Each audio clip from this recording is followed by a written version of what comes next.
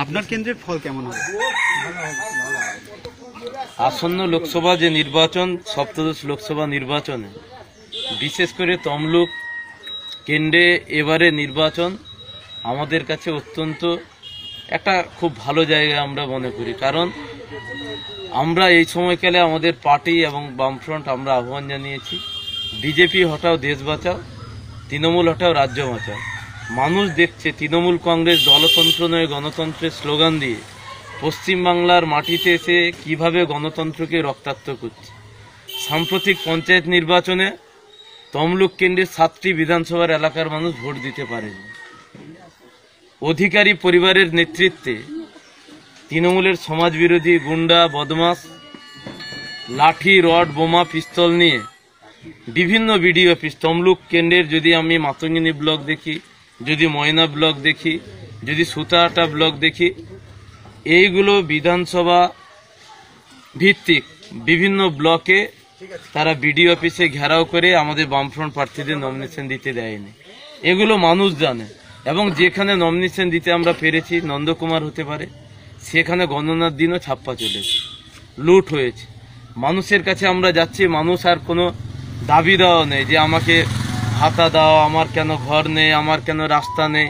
মানুষ বলছে যে আমি আমার ভোটটা দিতে পারবো কিনা। তৃণমূল এমন জায়গায় নিয়ে গেছে, সমবায় সমিতির ভোট বন্ধ করে দিয়েছে, কলেজ নির্বাচন বন্ধ করে দিয়েছে, মানুষ তার ভোটাধিকার প্রয়োগ করতে পারছে না। তৃণমূল কংগ্রেস যারা করেন তারা অসংখ্য নেতা কর্মীরা আমার সঙ্গে গোপনে যোগাযোগ করছে যে আমরা এই পরিবারতন্ত্রকে মেনে নেব না। ইব্রাহিম, তুমি দাঁড়িয়েছ তমলুকের মাটিতে, আমরা অধিকারীদের সাম্রাজ্যকে পতন ঘটাতে চাই।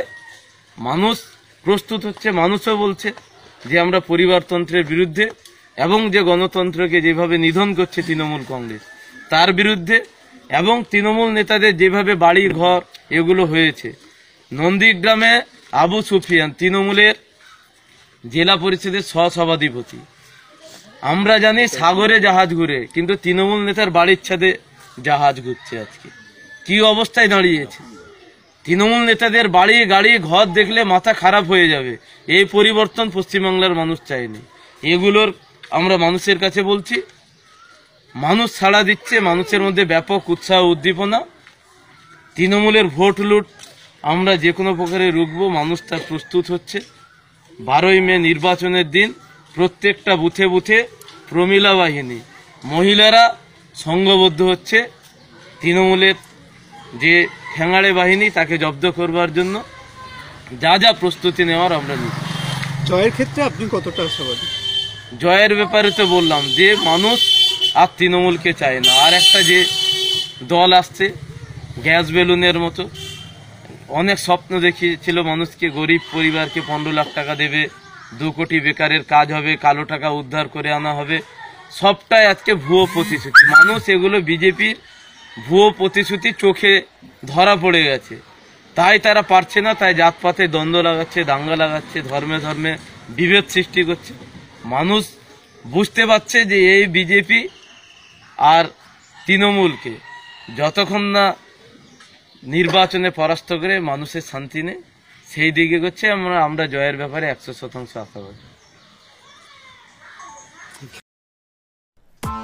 Press the bell icon on the YouTube app